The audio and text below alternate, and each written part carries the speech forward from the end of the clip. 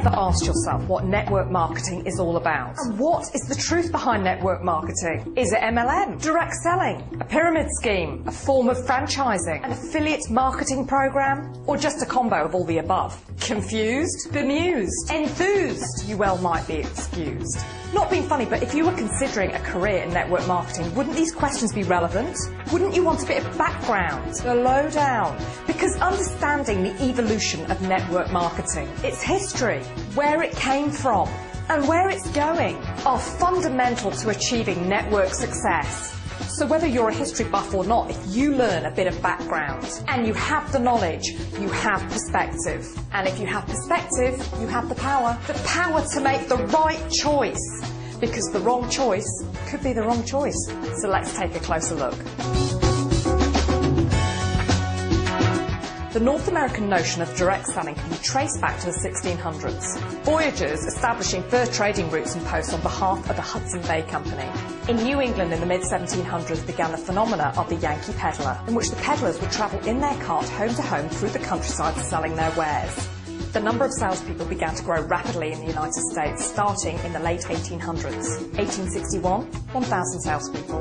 1869, 50,000 salespeople. 1903, 300,000 salespeople. Why? Because as consumers, we're a jolly insatiable bunch. The only reason a great many families don't own an elephant is because, frankly, they've never been offered an elephant for $1 down and easy weekly payments. We like to buy things. In 1860, Henry Heights, former peddler, formed an organisation of 400 salesmen to sell various vegetable products, like ketchup and pickles, to people who didn't grow their own. Can you imagine life without tomato ketchup? The big ideas?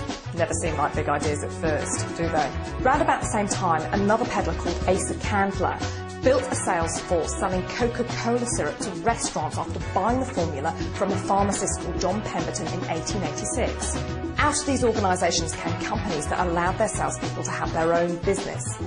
Now there's a good idea. In 1868, J.R. Watkins founded one of America's first natural remedies companies where its associates marketed directly to consumers. In 1890, David McConnell started the Californian Perfume Company, which was based out of New York. In 1906, he had 10,000 sales representatives selling 117 different products. The Californian Perfume Company changed its name to Avon Products in 1937. It's a mystery. How on earth did Avon get so many women to take orders? In 1905, Alfred C. Fuller, another former peddler, started the Fuller Brush Company. He hired 270 dealers throughout the United States to follow his business plan based on commission-only sales. By 1919, the Fuller Brush Company had made $1 million in sales. By 1960, $109 million. Alfred Fuller was cleaning up.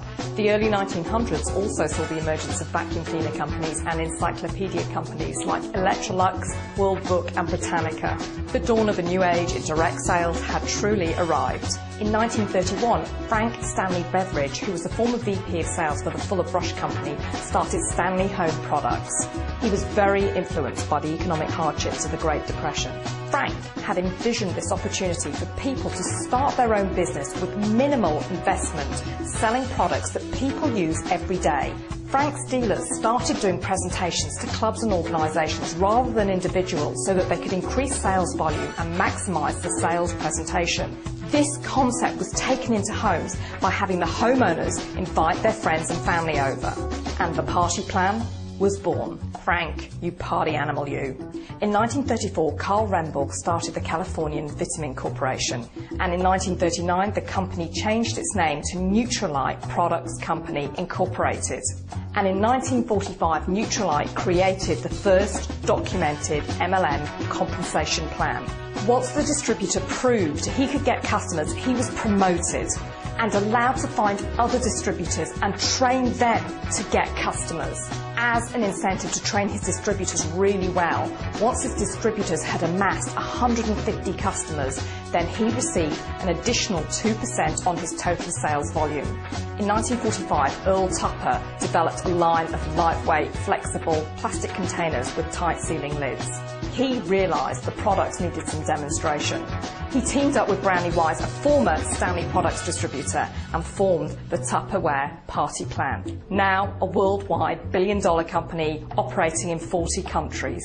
In 1949, Richard DeVos and Jay Van Andel, former school buddies, returned from military service.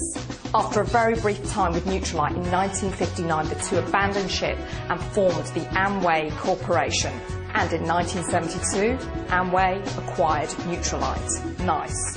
In 1956, Dr. Boris Shaklee developed a method of extracting minerals from vegetables, and he used MLM to distribute his products. In 1963, Mary Kay Ash forms Mary Kay Cosmetics. And by 1996, company sales were in excess of $2 billion.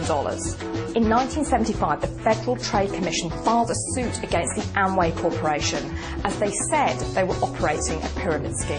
And in 1979, an administrative law judge ruled that Amway Corporation's multi-level marketing program was a legitimate business opportunity as opposed to a pyramid scheme. However, the myth of all MLMs being pyramids lives on, which is ridiculous because the only thing that MLM has in common with a pyramid is the fact that they are both, well, historically significant.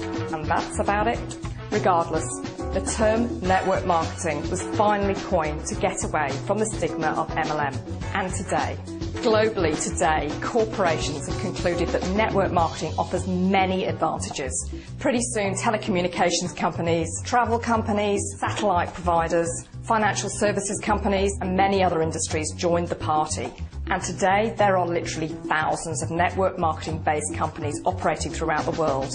In 2010, they generated over $125 billion in revenue in over 150 countries through more than 75 million men and women. The best bit is that this industry is literally flying in the face of economic downturn. So much so that financial advisors and investors are both getting wise now.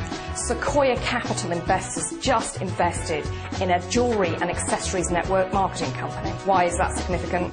Because Sequoia Capital is a Silicon Valley venture capitalization firm which has an estimated 14% of control over the Nasdaq. They only invest in soon-to-boom industries and companies like YouTube, LinkedIn, Google, Yahoo, Apple Computers, and they are now investing in network marketing. Get the hint?